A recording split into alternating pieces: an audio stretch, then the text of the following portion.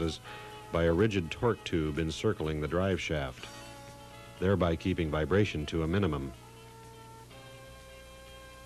The front bumperettes were often removed by GTB owners as they offered little protection, and removal gave a more racy appearance to the cars. Performance of the GTB was excellent, with 60 miles per hour being reached in 6 seconds and 100 in 14 or 15 seconds. Top speed was in the neighborhood of 155. Approximately 200 examples of the 275 GTS were built in 1965, a convertible version of the GTB with a completely different body, but basically mechanically the same. Production of the 275 GTB and its open version, the 275 GTS, ended in 1968, and Ferrari was without a new streetcar until the unveiling of the Daytona 2 years later. The mid-60s saw Ferrari in the thick of international racing.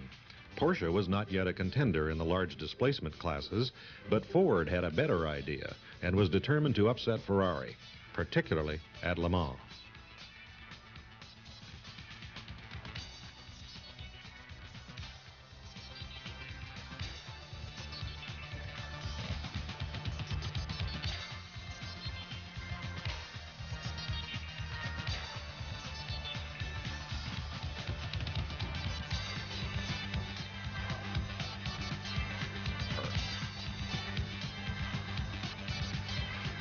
A typical Le Mans start saw the Fords and Ferraris engaging in their famous bump and run routine.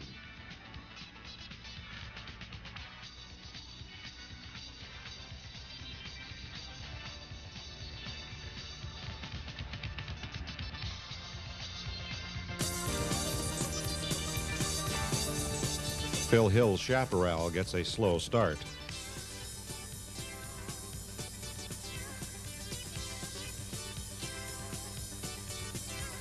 From the beginning, it was clear Ford was the car to beat.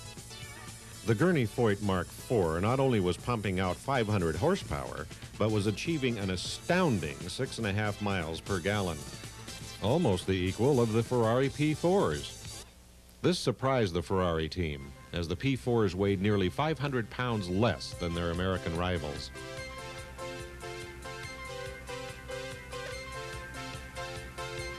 At midnight, an accident took out 3 of the Ford Mark IIs and 4s.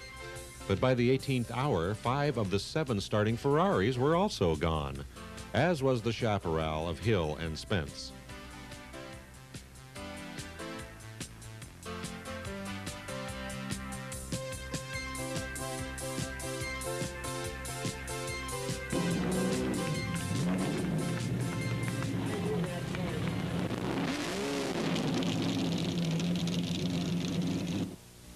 The prototypes are always exciting. Let's take a closer look at this 330 P34. The original P3 engine in its 4-liter form with twin ignition produced 420 horsepower at 8,000 RPM. But the updated P4 had a new power plant designed by Franco Rocci. It boasted 3 valves per cylinder and utilized Lucas fuel injection. With an 11-to-1 compression ratio, it produced 450 horsepower at 8,200 RPM. The life of the P-Series cars was short, as the FIA changed their minds in 1968 and restricted the maximum prototype engine displacement to 3 liters. This angered the Ferrari camp, who did not campaign a competitive prototype car until the 512's debut in 1970.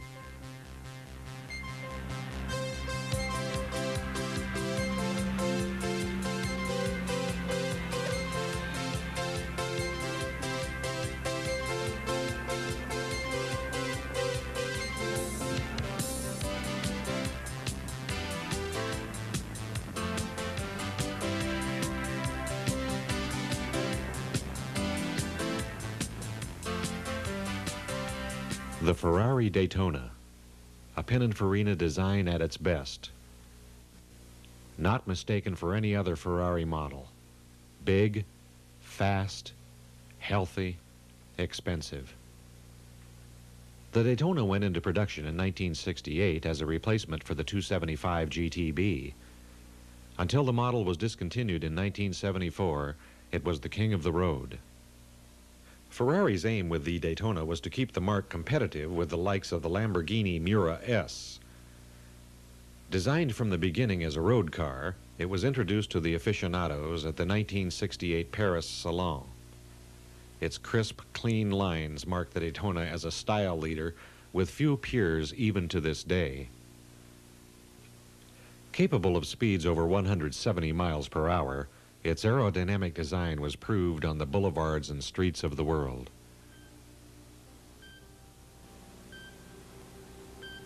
The Daytona Coupe was an exciting and successful GT automobile, but it had a sister that enjoyed equal success, the Daytona Spider.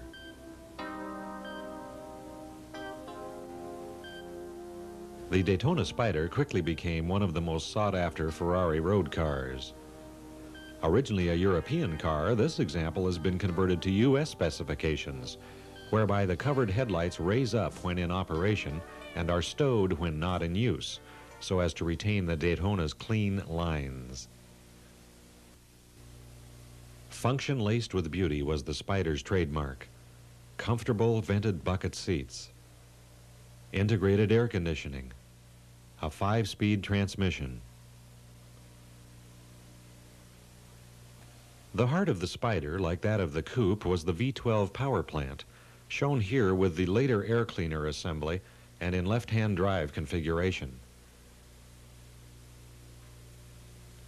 The car was heavy at 3,600 pounds, but its 350 horsepower engine made up for any lack of agility, although the car did require a 40-foot turning circle.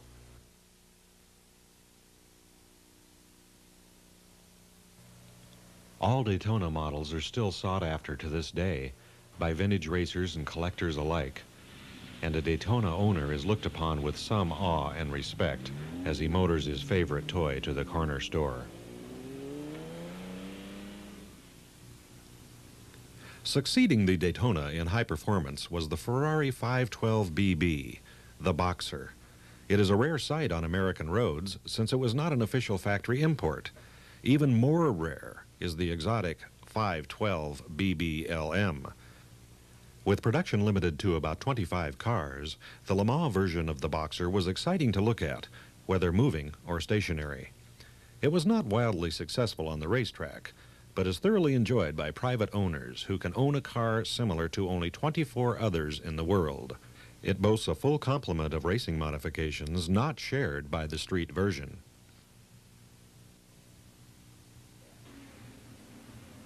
To enjoy the LM in action, let's go along with a well-qualified driver. Phil Hill will comment on the course at Laguna Seca.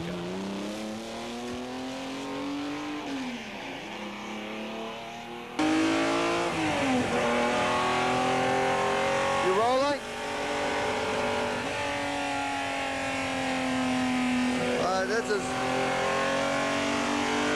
turn 2. This is turn 3 coming up now. Difficult, but lots of fun when you do it right.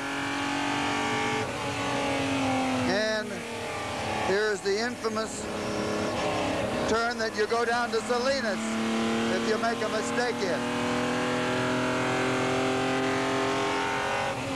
Up here is the corkscrew. God damn it.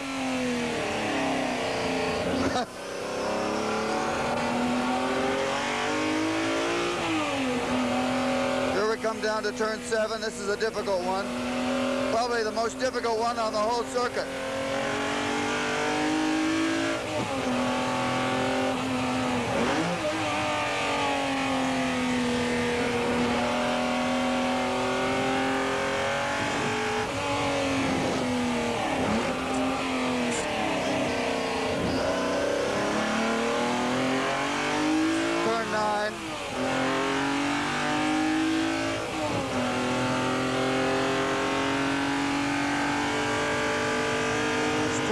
Again. Come down into turn 2.